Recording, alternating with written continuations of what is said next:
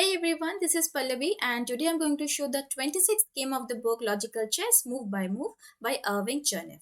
This game was played between Bernstein and Mieses in Coburg in 1904 and the opening played was Sicilian Defense. This game will show a beautiful illustration of the technique of exploiting weaknesses on the dark squares. So without further ado, let's start. So white started with e4, establishing a pawn in the center and making way for the queen and the bishop to come out. Black played c5. This opening, the Sicilian defense, is one of the most popular openings. Black's first move covers the d4 square and prevents white from having two pawns in the center. If white insists on playing d4, then black can reply with c takes d4 and exchanging white's central pawn for a less central one. White played knight c3, develops it towards the center where it exerts influence on the center. And more to the point is energetic knight f3. This develops a piece on the king side, facilitating early castling and prepares d4 action in the center and release one of the queenside pieces, which is the bishop. So white played knight c3. Now black replied with e6. Black's move is quiet but effective. It opened the diagonal for the f8 bishop and the queen, and preparation is made to occupy the center if appropriate with d5. So the e6 pawn is controlling the d5 square as well.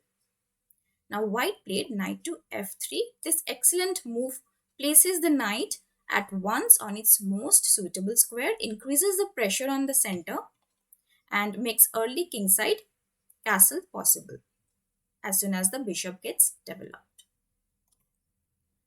Playing d4 instead of knight f3, if white plays d4, then c takes d4, queen takes d4 and knight c6. The black knight is attacking the queen when black gains a tempo by the attack. So after e6, white played knight f3. Now after that, black played knight to c6. If black plays d5, then the reply will be e takes d5, black takes e takes d5 and then d4. Open lines to the advantage of the better developed player. In this case, it's white, who has two pieces out to black's none.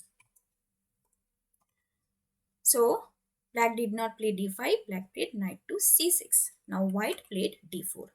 The characteristic break in the Sicilian, by means of which the mobility of white's pieces is increased. A diagonal is opened up for the c1 bishop, and while the queen gets more air.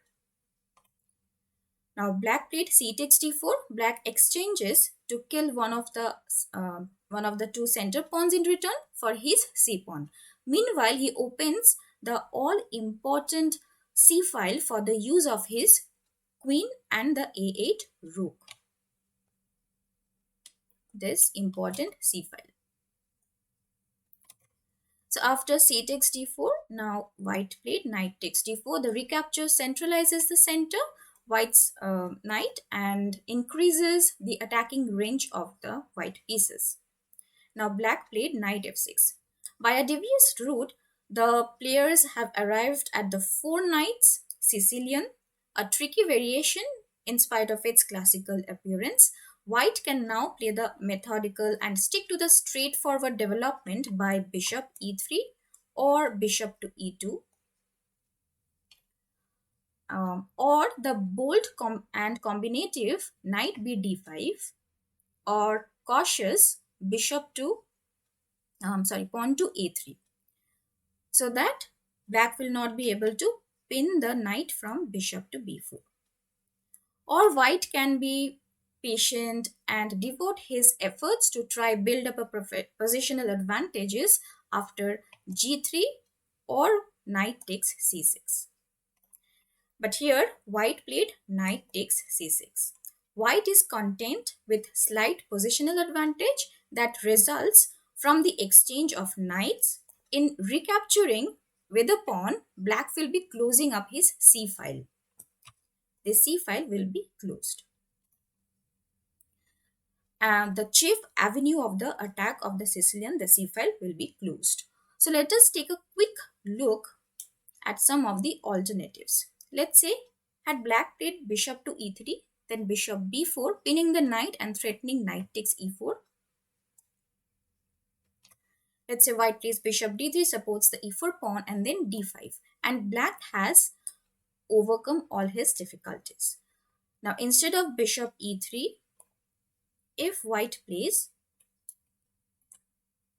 bishop to e2, and this is made by bishop to b4 with good counterplay. If white plays the preventive move, the a3, preventing the pin by a3 is not that much attractive, and it is answered by d5. White must fight to retain the initiative because time is too valuable in the opening to waste on pawn moves. So instead of a3, another variation, if white plays knight to b5, knight db5, in that case, this is not everybody's taste, leading as it does to wild complications after bishop b4. Let's say it's pinning the knight. Let's say white plays bishop to f4, threatening to play knight c7 and fork. Then knight takes e4. Knight c7 check, king f8, queen f3, supporting the knight, and then pawn to d5. And then long castle with a complicated position. And after knight db5, there is another line which is the pelican variation after d6 and bishop f4 and then e5, attacking the bishop, and then bishop to g5. So that was the all alternative variations. So white chose knight takes c6. White wants slight positional advantage. Now black played b takes c6. This is superior to d takes c6. For one thing, it is usually better strategy to capture towards the center. In this case, it keeps a cluster of pawns in the center and opens the b file for the benefit of the a8 rook. The continuation after d takes c6 might be queen takes d8 check, king takes d8, bishop g5, bishop e7, and then long castle with a check, and black is kept on the move. So after b takes c6, white played e5, attacks the f6 knight and strengthens the grip on the d6 square. Now black played knight d5, centralizes the knight better than moving the knight to g8, which is the home base. Now white played knight to e4. Exchanging the knights would forfeit any advantage white enjoys. Moving the knight to e4 intensifies the pressure on d6. Black played f5, trying to get rid of the knight so that it won't control squares inside black's territory. Black had another defense in queen c7 instead of f5. Queen c7 attacking the e5 pawn, and then let's say white plays f4 to defend it, and then queen b6. Now aiming to prevent white from castling kingside. This was another variation, but black played f5. Now white replied with pawn takes pawn, and e takes f6. The knight must stay where it is for white to carry out his purpose, which is to take possession of the critical d6 square. Black played knight takes f6. Black could not take with the pawn because of the queen h5 check, would force his king to move and thereby losing the right to castle. So after knight takes f6, white played knight d6 check, compelling an exchange of pieces which leaves black with a bad bishop, one which is ineffective because of the pawn standing on the squares of the same color as the bishop. So black captured, bishop takes knight, and then white captured, queen takes bishop. The recapture gives white a stranglehold on his opponent's position. Not only does white blockade the d pawn, preventing it from preventing the freeing d5 advance, but he also enables king to flee to safety by castling. So In addition, white exerts a great deal of pressure on the dark squares, a pressure that is accentuated by the fact that black's king's bishop operating on those squares is off the board. So after queen takes d6, now black played knight to e4, attacks the queen. White played queen d4. In retreating, the queen manages to attack in two directions, threatening the knight and the pawn. Black played knight to f6, the only move to parry both the threats. Now white played queen to d6. White tries again as he hates to relinquish this dominating position. Meanwhile, he hints that he can always draw if he wants to by a repetition of moves. Now after queen d6, now black again played knight to e4. Black cannot let the queen stay at d6 and delay in evicting her might prove to be fatal. So black's difficulties are not impossible to overcome was demonstrated by Alekhine, who suggested this continuation. So instead of knight e4, black could also play queen b6, threatening queen takes f2. Queen takes f2 check, king takes f2, knight e4 check, and it's a fork. So after queen b6, let's say white plays bishop to d3. In that case, black can play c5, attacking the white queen. Let's say white plays bishop f4, supporting the queen, and now bishop to b7. Short castle and then rook c8, with slight advantage for white, as white is having a double bishop advantage. So that was another suggestion for black by Alekhine. Now, when black played knight e4, now white played queen b4, a good move. Very strong. If the queen cannot establish permanent residence at d6, this square is the next big thing. At b4, the queen attacks the knight and controls a diagonal, which makes castling for black is impossible.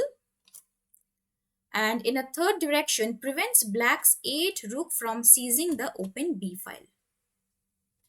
So after queen b4, now black played d5, protects its knight and prepares to challenge white's queen by queen to d6. Black's pawn center provides some compensation for his troubles. Now white played bishop to d3, develops with a threat bishop takes e4. Bishop takes e4, pawn takes e4, queen takes e4, and winning a pawn. So after bishop d3, black played queen d6. Black offers to exchange, which will either rid of the board of white's attacking queen of induce or induce her to retreat from a dominating position. So after queen d6, now white played queen takes d6. White is willing to simplify. He will still have advantages in his two powerful bishops and an enduring grip on the dark squares. Now black played knight takes d6 and now white played f4. The e5 square is now controlled by white. While black's e-pawn is restrained from advancing, one effect of this pawn's inability to move is that it fearfully circumscribes the mobility of black's bishop. Now, after this, black played a5, plans to develop his bishop at a6 and exchange it for white's more powerful bishop. White played bishop e3. Excellent move. This holds back black's c-pawn, while two more dark squares, d4 and c5, are under white's domination. Now black played bishop a6, develops and hopes to exchange with one of the menacing bishops. Now white played a good move, king to d2. The king is a strong piece and should be used aggressively in the ending. As the number of pieces on the board decreases, so is the danger of the king being exposed to a checkmating attack reduced, and its own power as a fighting piece magnified.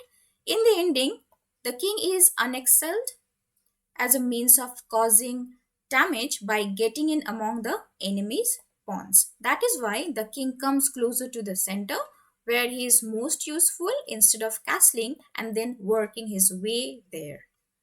So white played king to d2. Now black played knight c4 check. Black wants to force an exchange of knight or for bishop. Now white played bishop takes c4, practically forced as black was attacking both e3 and the b2 pieces. And now black captured with bishop takes c4. Now white played a4. This is a good move, blocking the a5 pawn. It is now a fixed target, always in danger of being attacked by bishop b6. Black played king d7. Black brings his king toward the center for the endgame, and the rooks are now united. White played b3, attacks the bishop to force it to the side of the board. Black had to go to bishop a6, the only move. Now white played bishop b6, attacks the a5 pawn. Black played bishop c8, makes way for the a8 rook for protecting the a5 pawn. White played king e3, continuing the threat to d5 and d4 and e5. Now black played rook a6, attacks the b6 bishop and succeeds in it object to driving it away from a good square, but only to a better one. Now black's best chance was with rook f8 instead of rook a6, was rook f8. Now to get some counterplay by getting his h8 rook into the game by the way of open file. So after rook a6, now white played bishop to c5. White dominates every important square on the board. The bishop stops the h8 rook from getting to f8. The a6 rook moving to b6, and the king from d6, and the d pawn from advancing, and the c pawn from moving at all. So all these pieces are stuck. So bishop c5, and now black played king c7. Stepping aside, the king makes the d7 square accessible to the black's bishop. Now white played king d4. This king also makes way for the benefit of the h1 rook, who will turn the e file to account.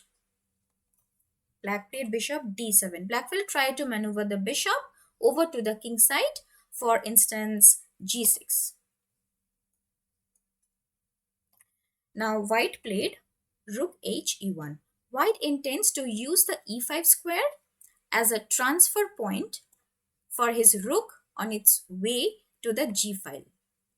After it gets there, while white will settle his king at e5 over here, king to e5, and tighten his grip on the dark squares. So after rook h e1, now black played h5. Black prepares a barricade against the rook's threatened attack on the king side. Now white played rook e5, second stop on the grip to g5. Now black played g6, supports the h5 pawn. White played rook g5. White attacks the g pawn and simultaneously makes room for his king. Now after this, black played rook g8, protects the g pawn. White played king e5. The threat is king to f6. And then bishop to e8, and then rook to e1, even stronger than king takes e6, followed by rook takes e6, and a clear winning game for white. So after king e5, now black played bishop to e8. Black abandons the e6 pawn as he cannot hope to save all these pawns. Black's bishop is sadly hemmed in by the 5 pawns firmly fixed on squares of the same color. Now after bishop e8, white played rook e1. White brings another piece into action. Black played rook a8 to return back to the game. Had black played king d7, then king f6 uncovers the rook's attack on the e pawn. So after rook a8, now white played king f6. White completes the plan of encirclement. Black's pawn structure e6, d5 and c6 are keeping black's own pieces under restraint. White can utilize the weakened dark squares like c5, d4 and e5 and f6 to penetrate into enemy's position. Now black played bishop d7. Black reveals another reason for his previous move. Now, if white continues with rook takes g6, then rook takes g6 check, king takes g6, rook g8 check, and then king takes h5 and rook takes g2, and it's a double attack. The pawns are getting even. So that's what black is planning. So after bishop d7, white played g3. White creates a chain of pawns in the king side, and the g pawn is now protected by the h pawn. And now white can capture the g6 pawn safely. Black played rook a e8. Black can do nothing to improve his position, so he made a waiting move. Now white played rook e e5. White first stops the e pawn from pushing, and he can capture the g6 pawn anytime. White. After this, black played rook h8. Another waiting move since black has no improvement. White played rook takes g6, gaining a pawn. Black played rook h7. Fearing threats against the isolated h pawn, black prepares to double up his rook on the h file to protect the h pawn. White played rook g7, invades the 7th rank. Black played rook e h8, holds on to the rook. White played rook takes h7. In endings, when one side has a material advantage, the prescribed strategy is to exchange pieces, not pawns, and to bring it down to a pawn ending. So after rook takes h7, black had to capture. Rook takes h7. Endings with only pawns on the board are the easiest to win. So after rook takes h7, white played king g6. Both rook and h pawn are now under attack. Now black played rook h8, the only move. King g7, banishing the rook from the premises. But why not rook to h5? What happens if rook captures the h5 pawn? Now pause the video and take some moment to think. Hope you got the answer. Yes, it's bishop to e8 check, and it's a skewer. Black wins a whole row. So white played king g7 instead of capturing the h5. Now black played rook d8. Had to leave and abandon the pawn. Now white captured, rook takes h5, a safe capture. Black played bishop e8, attacking the rook and hoping to bring the bishop over to the king side and then attack white's queenside pawns. White played rook h7, places the rook on the 7th rank. Black played rook d7 check, otherwise white was planning to play king f6 check, bishop d7, and then g4, and the pawn cannot be stopped. So after rook d7 check, white played king h6, moves away and keeps the rook supported. Now black played rook takes h7 check. The exchange of the rooks cannot be stopped. So black captures first to draw white's king away from the h5 square. Uh, if the black bishop can get there, it might still stir up some trouble. So after rook takes h7, king takes h7, and bishop h5 to get behind the queenside pawns. Now white played h4, starts his kingside pawns rolling. Now black played bishop d1. After so much inactivity, this bishop not only attacks the queenside pawns but also restrains, for the time being, all the pawns on the king side. Now white played c3. To save itself, this pawn flees to a dark square. Black played bishop takes b3. Captures a pawn. Had black tried to bring his king to the king side, let's say king to d7, then king g6, supports the h5 square, king e8, and then h5. Now black king is restrained, followed by h6, h7, and h8 queen. So after c3, black captured, bishop takes b3, and now white played g4, ready to refute. Bishop takes a4 with f5. And then if black plays king d7, then f6, king e8, and then king g7, and unstoppable pawn promotion. So after g4, black played king d7. The king rushes to hold back the pawns. Now white played g5. The pawn keeps rolling. black played e5. Had black played king to e8, then g6, let's say bishop c2 pinning the g6 pawn, then h5. Let's say black plays bishop h5 and then king g7 followed by pawn promotion in the next few moves. So after g5, black played e5. Now white played f5. White's three connected passed pawns should be convincing enough. Now black played bishop takes a4. Had black played bishop to c2 to pin the pawn, then king g6 protecting the f pawn and making way for the h pawn.